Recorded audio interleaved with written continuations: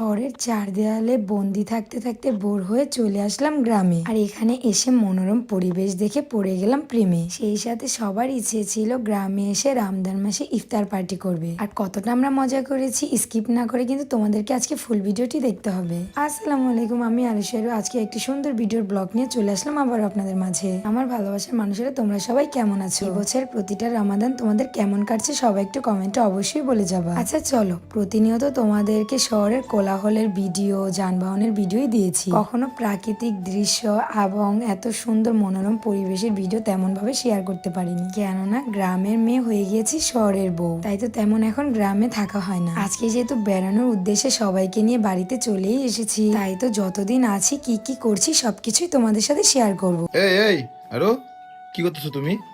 হ্যাঁ, কি করে যাচ্ছো? এই, তুমি আমার নাকে আজকাল অনেক কিছু করো। এটা কি কি এরকম করতেছো তুমি? এটা হাতে কি এটা তোমার? ভাই, সিজারের পর আমি এত কেমনে স্লিম আছি তুমি জানো না? মানে সিজারের পর আমার পেট কমছে, দেখো আমার পেট বোঝা যায় না, আমি কত স্লিম, মোটাও হই না। আসলে কেমনে এটা সম্ভব? কি হাতে এটা কি? এটা হচ্ছে ম্যাজিক্যাল স্লিমিং টি। এটা কি রেখা? এটা খেলে মানে শরীরের মেদ বুড়ি ওজন একদম শরীর রিল্যাক্স রাখে, মানে একদম চিকুন করতে সাহায্য করে? একদম স্লিম করতে সাহায্য করে। আর এটা খাওয়ার ফলে কিন্তু মানে গ্যাস্ট্রিকও দূর করে দেয়। তাই নাকি? হ্যাঁ। একটা জিনিস এত কিছু? অনেক উপকার। কই থেকে নিছো এটা তুমি? এটা আমি নিছি হচ্ছে grow long hair oil page থেকে। এই পেজ থেকে? হ্যাঁ, এটা হচ্ছে তাদের অরিজিনাল পেজ, তাই নাকি? 7,34,000 ফলোয়ার। হ্যাঁ। তো আপনাদের সুবিধার জন্য আমি তাদের পেজ টিকটকে মেনশন করে দেবো, আর তাদের হোয়াটসঅ্যাপ নাম্বারটি আমি ক্যাপশনে দিয়ে দেবো। ওকে, আগে আমি খেয়ে নিই, পরে আমার ভিডিও দেবো।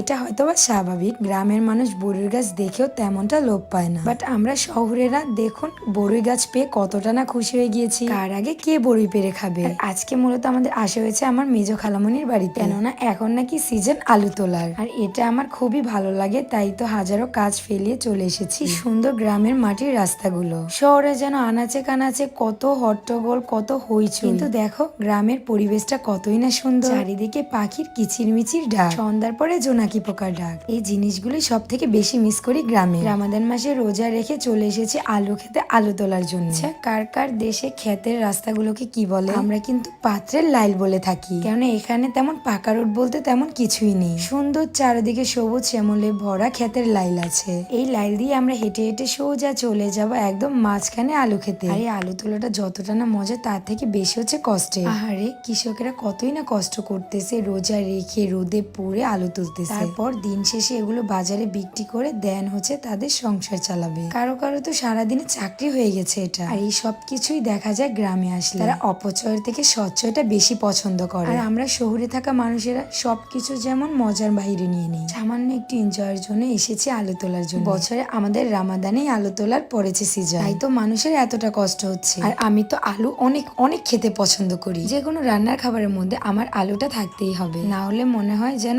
আমিষ না নিরামিষ খাচ্ছি। বাই দ্য ওয়ে, এই ক্ষেতকে তোমাদের দেশে কে কি বলে? কেউ বলে লুব্বা, কেউ বলে বটবটি। নামগুলো একটু হাস্যকর হলেও কিন্তু খেতে খুবই মজার। আমি এই গ্রামের মেয়ে হয়েও কিন্তু এগুলোর নাম তেমন ভালোভাবে জানি না। রোজা রেখে রোদে ঘুরে ঘুরে একদম পিপাসায় গলা কাঠ হয়ে গিয়েছে। তো অনেকদিন পর ডেজার্টের পানির লাইনে সুন্দর করে হাত মুখ ধুয়ে নিলাম। পানিটা এত ঠান্ডা, একদম পাতালের পানি মনে হচ্ছে, কথায় মনে হচ্ছে বরফ দেওয়া। আমাদের এখানে সূর্য ডোবার আগে বলে 3 সন্ধ্যাবেলা। দেখো মনে হচ্ছে সূর্যটা বুঝি এই আমাদের পানির নিচে নেমে আসবে। ওয়াও, এত সুন্দর রাস্তা দেখে তো আর বাসায় যেতে ইচ্ছে করছে না। অনেক মিস করব গ্রামটা, সবাইকে নিয়ে এত সুন্দর মুহূর্ত কাটানোটা। যাই হোক, আমাদের এখানে কিন্তু পানেরও সুন্দর ভরা খেত। ইনশাআল্লাহ নেক্সট ভিডিওতে আরো অনেক কিছু শেয়ার করবো। সবাই ভালো থাকো, আমাদের জন্য দোয়া করো। আল্লাহ হাফেজ, টাটা।